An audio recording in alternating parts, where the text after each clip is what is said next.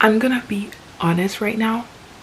My video did not work, so I have to restart. But I'm not gonna restart it. You'll get it when you see what's gonna come next. I'm just gonna use the script, which is ironic, but the script of the audio that I just filmed, because I'm not restarting it. It's gonna sound exactly the same, but ruined because I added my own flavor to it, and I gotta figure out how I did it before. So annoying. Whatever. My audio's not even recording. Alright, let's not mind how I look today. I could have been a little bit more presentable for this video, but every video I talk about how I'm gonna do better and I don't do better. So the goal here is to push out videos, okay? And sometimes I gotta look crazy. We're just gonna have to be raw and honest and authentic, and that's the vibe for today. So I hope the way I look reading the script doesn't look too crazy, okay? So yes, I have a script. Reading the script, I'm telling you that I have a script. I have a script for this video, but now I'm reading from the script of me recording this video because it had other things added from that script. And you're gonna hear me say in the script that this is a script. Anyways, let's continue, okay? But I'm realizing that while I'm reading the script, I'm looking like down, and I might be looking a little crazy looking down, like I'm a little sad or something. I hope I'm not too close to the mic. I hope I don't sound too bad. I hope I don't look too crazy as I'm looking down at my script instead of you guys, because if it looks too crazy then I have to rethink this whole script thing. Yeah, but it's fine. I'm feeling a little different compared to a couple weeks ago when I was filming. Different headspace. We talked about moving forward and stuff like that, so maybe I won't need the scripts as much. We'll see how this video and the next video goes. We'll see. Let's just say, yeah, maybe I won't need the script in the next video. I'm gonna use a script for this one. The next video won't have a script, but the video after that may have a script. But if the video that I do after this one goes well without a script, then I might go back to not doing a script, because I feel like I like the angle. I don't know, I'll see when I am editing, but it looks like I'm looking down all the time and I don't like that. So I'm not connecting with you. It's not authentic, y'all. I'm so annoyed that my video got cut, and if it gets cut again, just don't piss me off, bro. Don't piss me off. Anyways, let's just get right into this video. Hey guys, welcome back to my channel. My name is Ocean Bayham, but if that's too much of a tongue twister, then you can call me Ocean B. So, as you guys can tell by the title of this video, I'm going to be talking about bumpy road. And I can honestly say, when it comes to my own life, I've had my own fair share of bumpy roads. And those roads have definitely impacted how I felt about myself and my life. Matter of fact, I felt so uncomfortable filming for a while in front of the camera that I went from unscripted videos to now scripting my videos. I went from sitting down and saying all I wanted to say freely without care in the world to now writing what I'm gonna say beforehand. And it actually shocks me with how much discomfort I'm feeling within myself and how much of an impact discomfort can have on you and what it can bring you to do, because like I'm realizing I'm literally reading what I'm saying right now because I'm not confident in what I'm saying or what I want to say. Anyways, I'm hating on the script, but at the end of the day, this is a journey. I did say you're gonna be seeing it all. Who care to watch from the beginning of this journey, and so on and so such. Anyways, let's just go back to the script.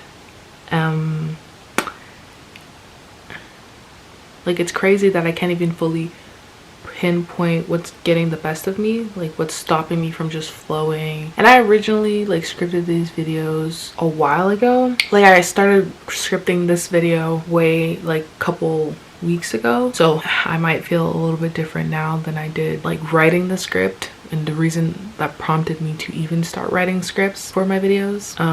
Yeah, scripting this video, this one that I'm reading right now, not this one that I'm reading because this is the script of the script, but scripting the original script really pissed me off because it seems to have also been giving me a hard time. For whatever reason, it wasn't flowing. It isn't flowing, and I think it's because like your thoughts are moving faster when you're typing than what you're writing, you know? So then I feel like I'm not keeping up with my ideas. I'm not letting things flow because I'm trying to keep up with my thought, and so you leave out the good juicy stuff or of just being yourself on camera and just doing you know? Sometimes I'll be missing some words, missing some parts, and I have to like go back, which is annoying as hell. I have to go back, fix it. So freaking annoying. I'm not gonna complain about it because at least I'm gonna be putting out videos, and so if I have to script my videos for a little while until I feel comfortable in front of the camera again, then that's what I'm gonna do, because at the end of the day I just need to put out the videos. That's what we gotta do. And so either way, this is probably temporary, or I'll just get the hang of it to the point where it wouldn't be a concern for me anymore. Like scripting, it might be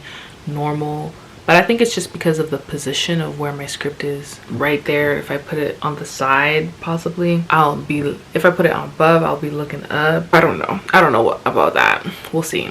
If I can have it on the side, then that would be better. Right here, I ended up looking down, and that kind of annoys me. Like, that's not what we want. Up here, I'll be looking up. That's not much better. So maybe I can have another stand that might help a little bit. I don't know. We'll see. So hopefully I get the hang of it, or I just get back to speaking normally in front of the camera. I don't know why I like to restrict my mind so much. I feel like this mind is like a prison.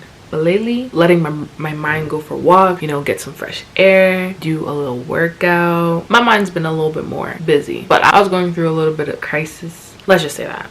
Anyways, the videos are still supposed to sound like I'm recording it unscripted, but because that's the format of how I want the videos, so I wrote it as if I was recording it normally, like I was like thinking, sat on my desk, and I was like da da da da da. I was talking to myself as if I was talking to you guys. I don't know if it worked. At the end of the day, I'm adding things here and there because why not? That was the way I intended the videos to be anyways, natural, flowing, you know, try to make it feel natural, normal.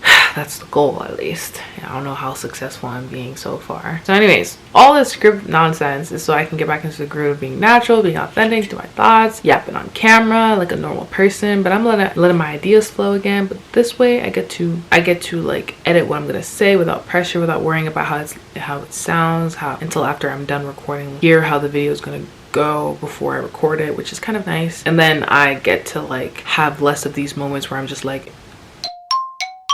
in front of the camera. Like, this kind of way of doing it makes me feel better about what I'm putting out. To be more clear, what I'm trying to say at the end of the day is that I can now predict what I'm gonna say, also perform for the camera, because at the end of the day I'm trying to put out content and I'd like it to be as good as I could possibly make it with the skills that I have, obviously using the skills that I have so far at this point as a beginner YouTuber, you know.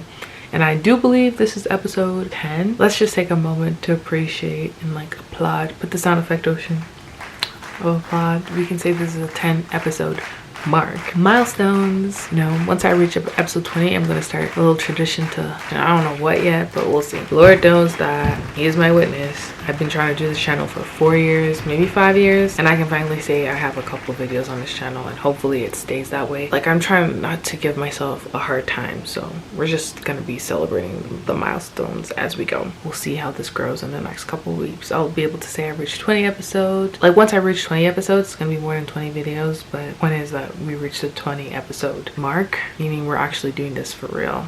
And if you've ever, I don't know if you've ever wanted something so bad yet reaching it freaks you out, yeah, that's me. Literally, I want to do this, but it freaks me out. It's like, once you're doing it, you're doing it. Once you're moving, and it's just like, let's just keep going with it. Let me be the person who tells you to just go for it. If you're trying to start something and it freaks you out, just go for it. You psyching yourself out, not the end of the world. It will succeed, it won't succeed. Put it in your mind that you will succeed, because that's what we're aiming for, right? This video is actually longer than I thought it was gonna be because I'm yapping, of course, my best skill. Let's just talk about bumpy roads, if I didn't mention that already. I'm gonna try to define what I mean by that. Let's say we're going on this journey we call life, and let's just say, or let's admit that we're on the journey we call life, and on that way there's a bomb that drops, figuratively. So you're on this journey we call life, and a bomb drops.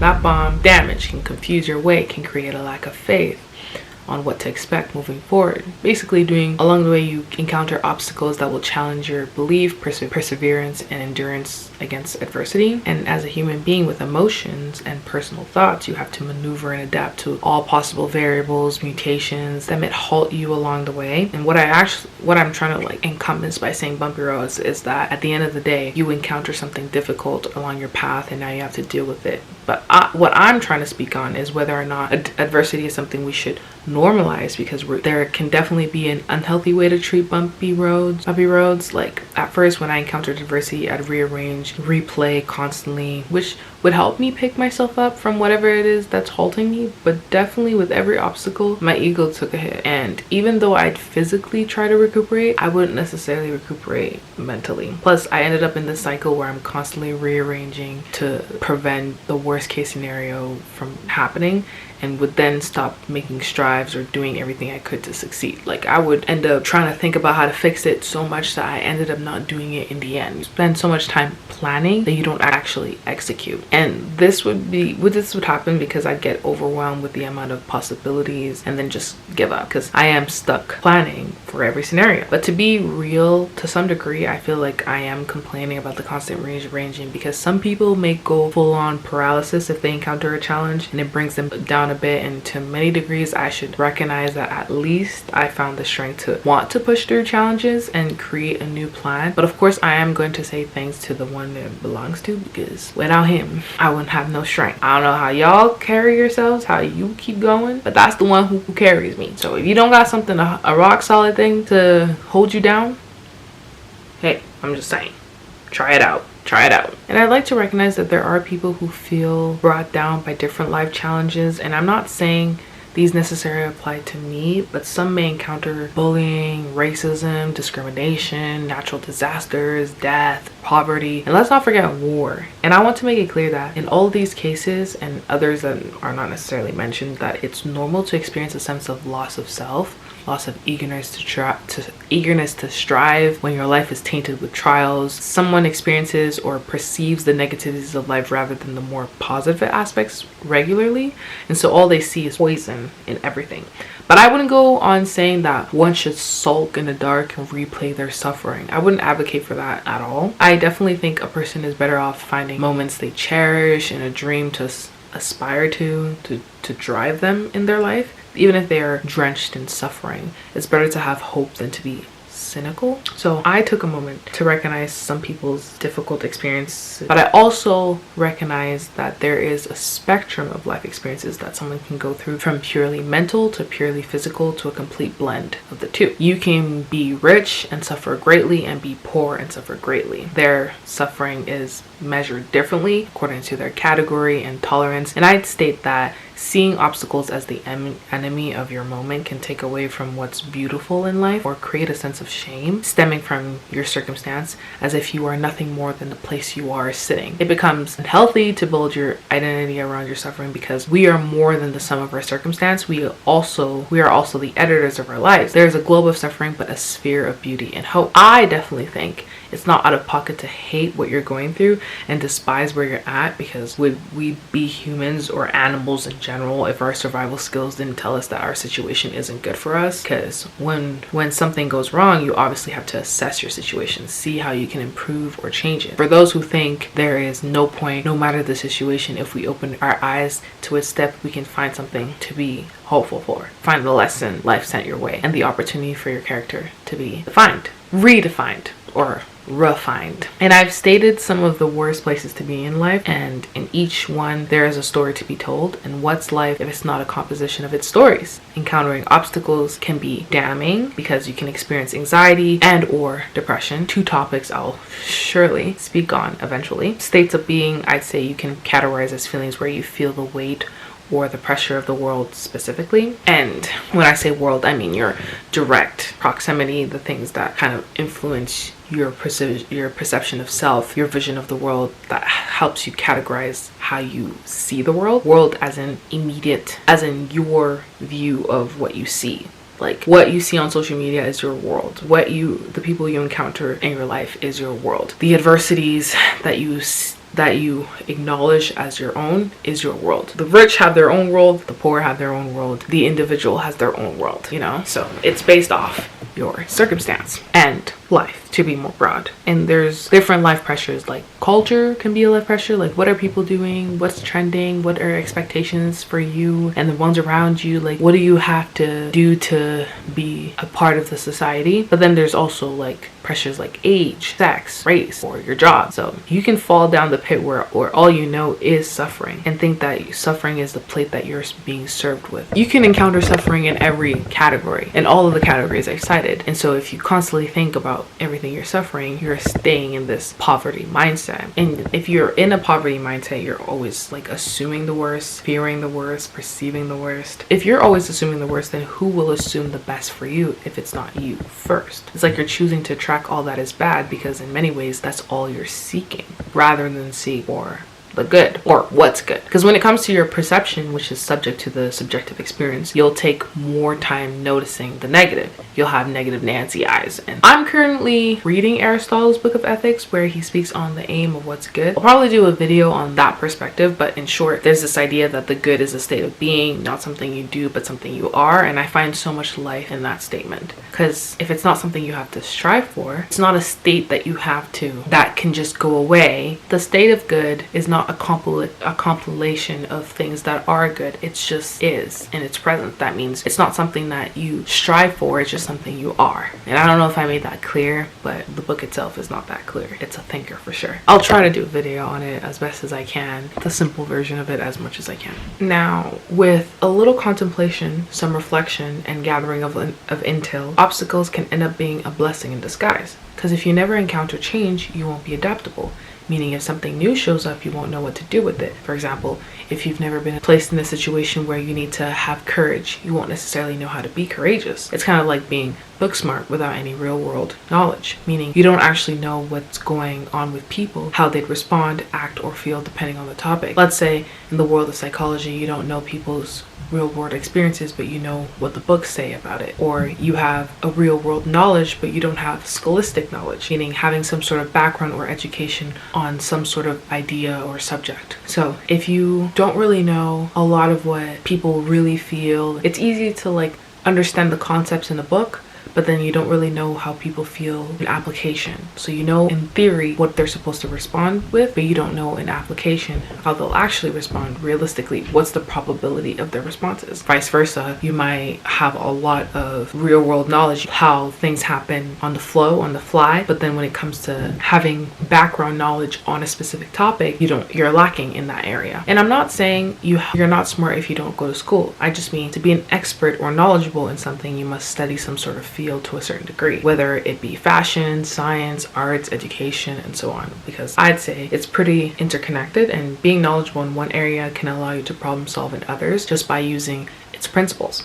I like to chase concepts. Once you understand the concept of one thing, you can use it as an analogy, as a reference, or in other words, a parable. On the other hand, you can take obstacles in your life as a sign of failure and let that redirect the route of your life, which can lead to a spiral of self-loathing and hatred for life, in the situation where you're letting events in your life determine the meaning behind your identity of yourself and your life. You're basically saying you're subject to the wind of chance and that you have no authority over the nature of your life. Of course, life will direct itself according to its own course, but it doesn't mean you cannot influence it to be pleasant and more joyous, or at least making the meaning behind your life more pleasant and more joyous. Obstacles can acquire meaning in its journey of life by stating or owning to how it has pushed you or encouraged you in a direction of self that may not have been acknowledged or noticed beforehand. When I say self, I mean aspects of your personality and or character. I'm basically trying to say that nature will kind of lead you down the track of growth and change, and sometimes it's something you'd invite, or in other times it's something you despise. Doesn't mean it doesn't have property of learning that can come from that, and I'm quite the advocate for continuous internal and external education, basically to continuously seek knowledge. Now when it comes to myself and bumpy roads, well, the shock of the unexpected problem or variable to begin with drives anxious feelings in me. And like I mentioned, I usually am not happy because unpredictability was never truly my friend. I don't really like things that come out of nowhere. I don't like when I didn't get the chance to plan for it or prepare for it, or see it coming, so it usually throws me off. It was never really truly my friend, but what I've been trying to do for the last couple of years is basically try to see how I've changed from a situation, or how a situation changed me, or even seeing how the situation affects my temperament. Actively make the decision to let events shape my reality and perspective in a positive way. Even if it affects me negatively, I still choose to be optimistic about what comes my way. That way I get to see it as a lesson that came my way to add something to my character, which I'd say character is the authentic reflection of personality under moral laws. When it comes to bombs that drop along the way, I'd say you're first at war with yourself before you're at war with the world. If the world within yourself isn't won by you, or in other words, if you're not the peacemaker in your mind and body, then it will feel like you're constantly being bombed by life events. And how that can feel when it shows up varies depending on the person. But if you're the commander of the aircraft and you accept that there are casualties along the way to peace, you find peace with the unpredictable. At least that's what I seem to figure out along the way. But truthfully right now, I am kind of bystander, recording the events, mesmerized by the damage, and reading the events of history literally, but also the history of my own life as a gateway to growth and evolution from the old. Anyways, I think that's all I wanted to say about the topic. And I like the content, obviously to be expected, because I pre-wrote what I was gonna say and I prepared what I was gonna say beforehand, so I wasn't shocked. But I'm still happy with how it turned out for the most part, even though it was a little bit all over the place and I had all of these issues, more technical difficulties than I would like to admit. But it's fine. It is what it is. It is a journey, and hopefully it gets better as we go, as I always say. But anyways, let's end the video here. Don't forget to like, comment, and subscribe. Turn on your post notification, and I'll see you in my next video.